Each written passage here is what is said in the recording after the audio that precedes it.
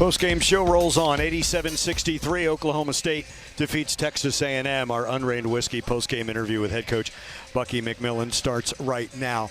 Coach, your thoughts after that 40 minutes of basketball here in Stillwater? Not good. Excuse me. You know, the only things we ask of our players is that they play as hard as they can. They play unselfish. We know with a bunch of new guys, everything's not going to be pretty. There's going to be some things we mess up tactically as we get going. You know, we weren't the hardest playing team tonight. You know, we weren't. And that will get corrected. What I can say to all Aggie fans, this is not what you're going to expect from our program. But I'm glad that this happened in one of our earlier games instead of one of the later games. I coached a team one time that lost their first game of the year by about 50 points. Looked like this. Came back, won 29 games, had the longest win streak in the country. So I know that we'll get this thing right, and I know the end game for our program, and I tell all Aggie fans, hang with us, because when we get it right, it's going to be that much better. Problem with this game was our lack of physicality and unable to get stops in the half court.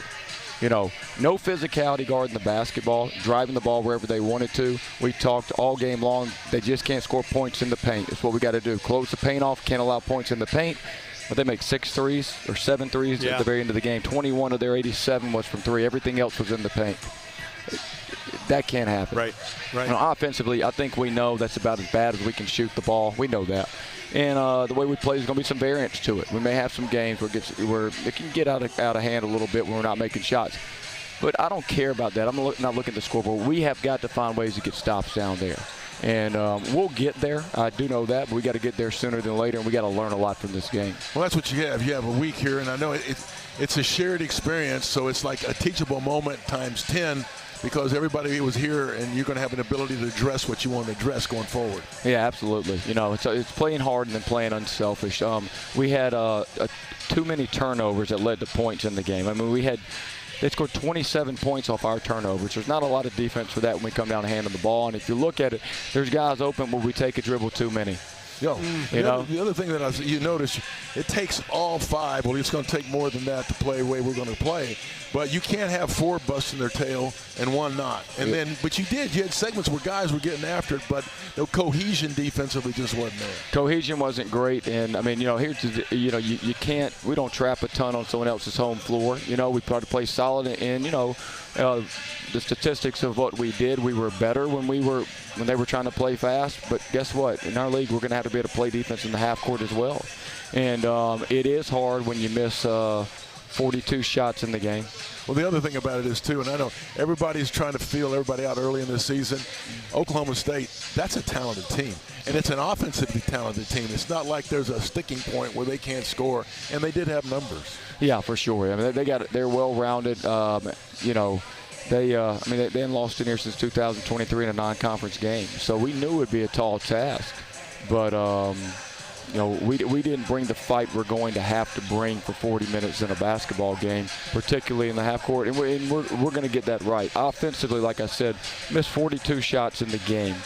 That gives them more opportunities to get out and go. But we can't help them by turning the ball over 15 times as well. Yeah, exactly. Right? I mean, there's just too many things on the road that can go against you if you're not taking care of the basketball. And that was my biggest thing on offense that I saw. Guys trying to do a little bit too much results in turnover. Well, the other part of it, shot falls, you get to be in more of your full court pressure game. It doesn't fall, you kind of behind the curve a little bit, especially on the road. Yeah, for sure. But again, I don't want to have our guys think that, hey, we can't be a group that just relies on, hey, we're going to turn some teams over. Yeah, we love to do it, but there's games we're not.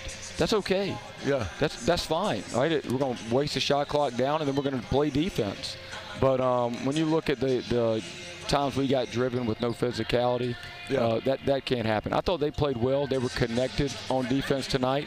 But that's why it's so hard to win on the road. Right, exactly. Right? You got to play better basketball. But the other thing about it, there will be no doubt in anybody's mind after you guys get back to your own home court and you have a chance to show this and use this as a teachable bunch of tape.